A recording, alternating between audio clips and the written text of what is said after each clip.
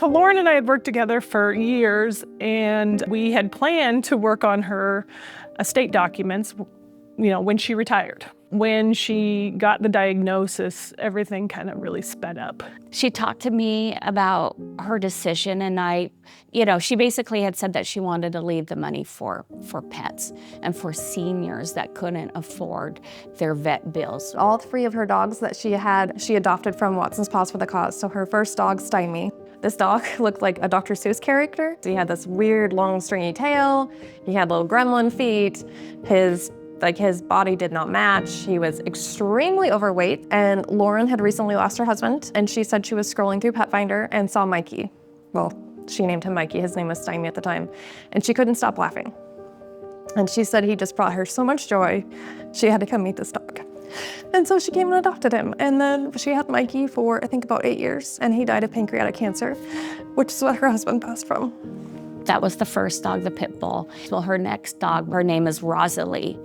And Rosalie is a rescue dog from Thailand. Her whole life, she was a street dog. She had never been with a family. She had never been in a home. But she took this dog in. After a while, they warmed up to each other and developed a great relationship. She had her for about a year, and then we had a dog that came in from the shelter named Lotus that looked just like Rosalie. And the instant they met, they were the perfect match. And so she brought Lotus into her home. Unfortunately, she only had Lotus and Rosalie together for about a year before Lauren passed.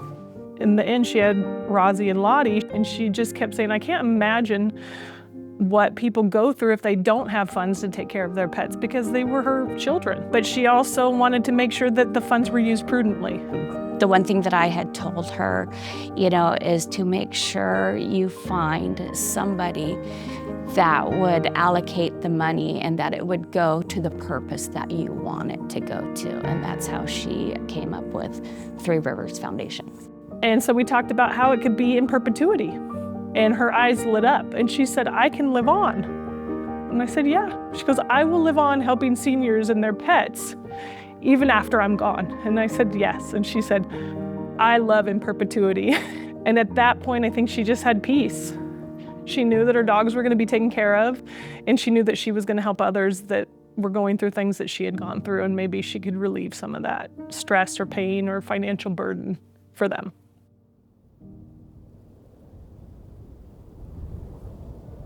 One of the ways we get to work with donors is sometimes it's a referral. Our local attorneys or investment advisors may be working with a client who wants to do some planning and wants to make an impact on our community.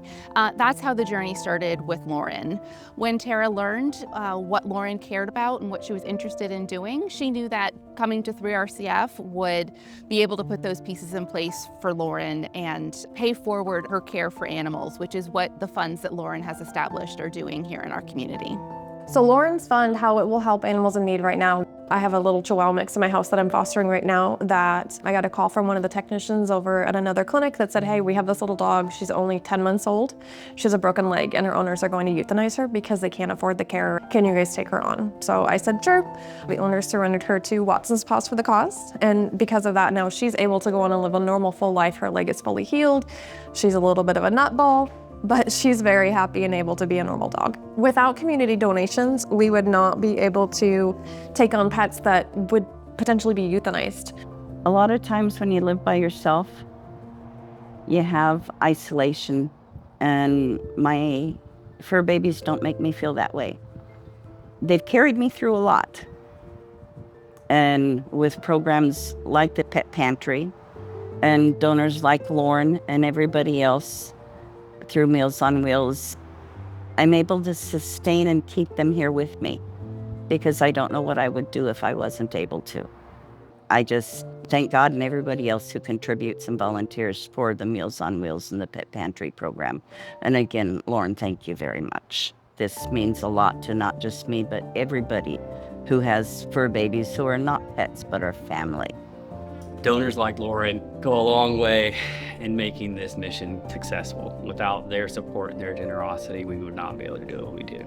So for the senior community, we do provide any needs that their pet might need. So that's food, vaccinations. We do go to the senior living communities and we do outreach events. So we take pets to them.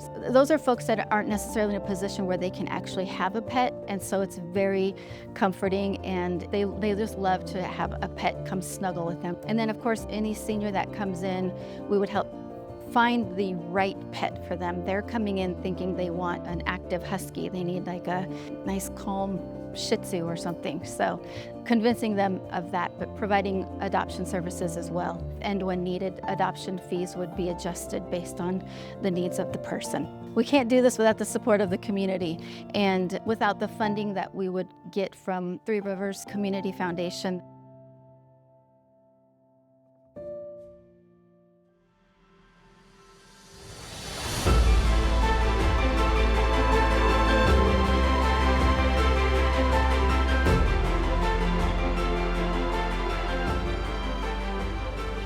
I think 3RCF does a great job of really matching donors' intent, what they want their funds to do, and then pairing it in a very fiduciary standard. 3RCF is also an accredited community foundation, which is crucial, which means we're audited. We have financial oversight, third-party kind of checks and balances to make sure that the funds are going and doing what they're supposed to be doing. It doesn't have to be a terminal event. If this is something that you feel passionate about, do it in advance. Or give some now and leave some in your estate. I hope that people connect with Lauren's story.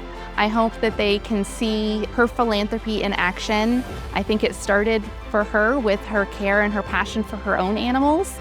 And through this fund and through the legacy that she's created, it's gonna help animals and seniors throughout our community. We're here to support your giving in whatever shape or form it may take.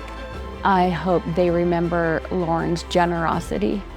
Lauren was very generous. She loved her pets. She loved all pets. These dogs, these 3 dogs, they really impacted her life. They changed her life. I think she would be very happy. She'd be ecstatic knowing that it's doing the good deed that she wanted it to do.